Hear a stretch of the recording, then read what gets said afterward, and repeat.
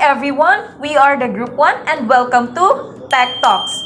In this video, we will discuss the security-related devices and the step-by-step host-based and intrusion detection system. Let's start with the security-related devices. There are 14 security-related devices and we're gonna discuss 7 of those. Number 1, router. What is a router?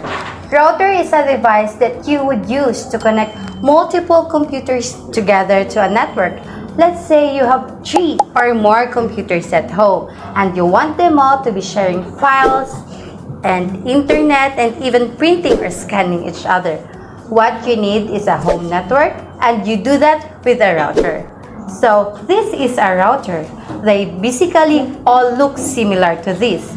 And there are 2 kinds of routers out there, one that are wireless and ones that are wired. Number 2, switches. Switches are the key building blocks for any network. They connect multiple devices such as computers, wireless access points, printers, and servers on the same network within a building or campus. A switch enables connected devices to share information and talk to each other. Number 3, proxy server. It is a system or router that provides a gateway between users and the internet. Therefore, it helps prevent cyber attackers from entering a private network. The fourth one is load balancer. Load balancer is a device that sits between the user and the server group and acts as an invisible facilitator, ensuring that all resource servers are used equally. People also ask, what is a load balancer used for? A load balancer acts as the traffic cop sitting in front of your servers and routing client requests across all the servers capable of fulfilling those requests in a manner that maximizes speed and capacity utilization and ensures that no one server is overworked, which could degrade performance.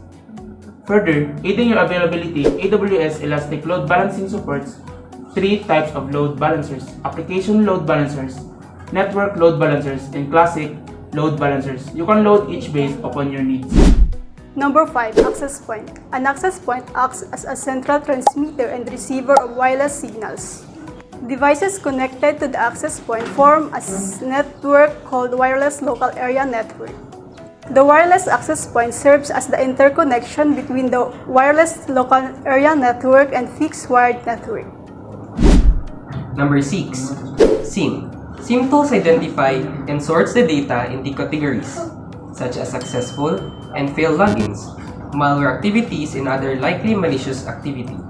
For instance, a user that generates 25 failed login attempts in 25 minutes could be flagged as suspicious but still be set as a lower priority because the login attempts were probably made by a user who forgotten their login information. However, a user account that generates 130 failed login attempts in 5 minutes would be flagged as high priority events because it most likely a brute force attack in progress. Number 7, data loss prevention or DLP refers to a set of tools, processes, and policies designed to detect and prevent the unauthorized transfer, storage, or use of sensitive information. The goal of DLP is to safeguard sensitive data and prevent it from being accessed, shared, or distributed in ways that could compromise its confidentiality, integrity, or availability. And those are the 7 security-related devices. At this juncture, let's dive into the step-by-step configuration of host-based and intrusion detection system. But first, what is the purpose of HIDS? HIDS help organizations to identify threats inside the network perimeter by monitoring host devices for malicious activity that, if left undetected, could lead to serious breaches. And now, let's start setting up our host-based and intrusion detection system.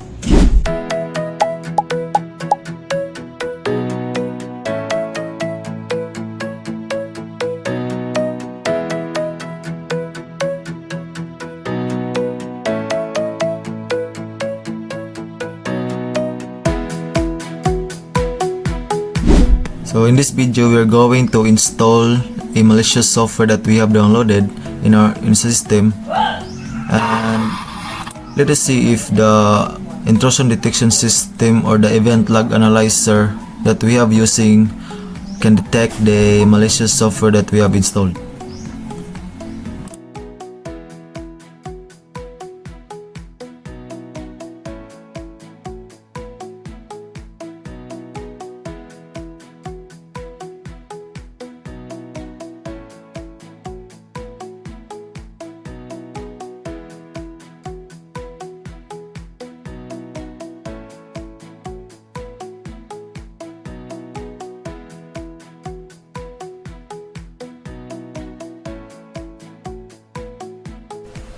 So after installing the software, you go to the main dashboard of the event log analyzer and reload it in order to scan the latest activity of the device.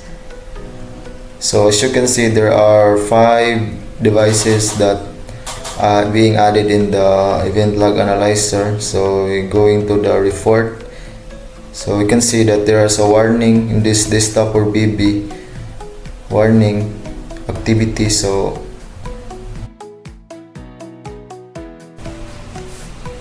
as you can see in the report, so this desktop or BB, this device has a warning.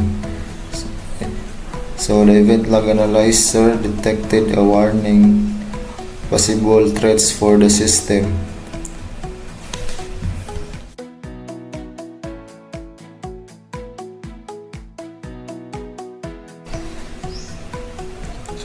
You can see the latest events. So as you can see, the warning is because of the application type.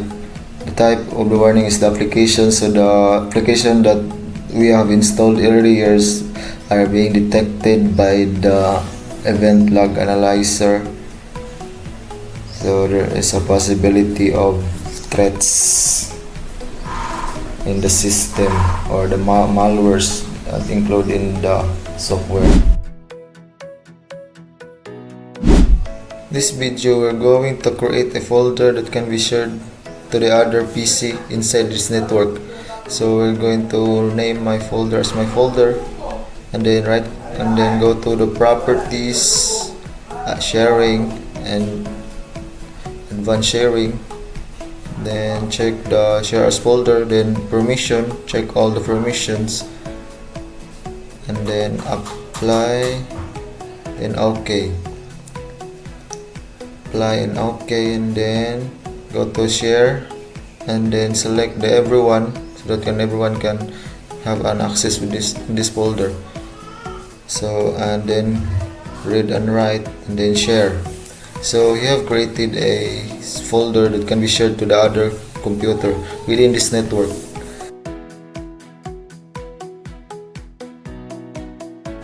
After creating the folder, go to the network.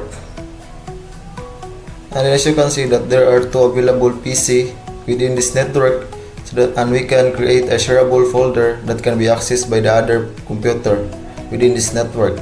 So as you can see, the created folder, and it is empty. We can upload a file,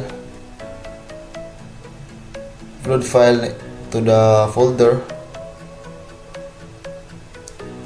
You have to copy a file and then paste here.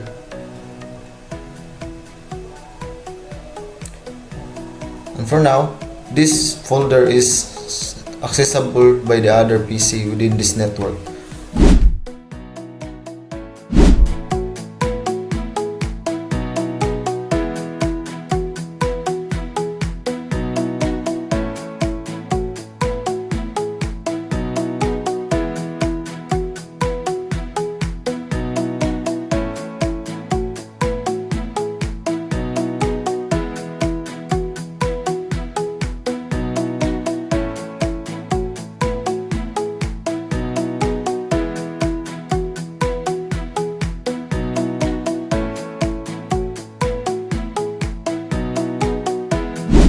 That's the 7 security devices and the step-by-step configuration of home-based intrusion detection system. Thank you for watching.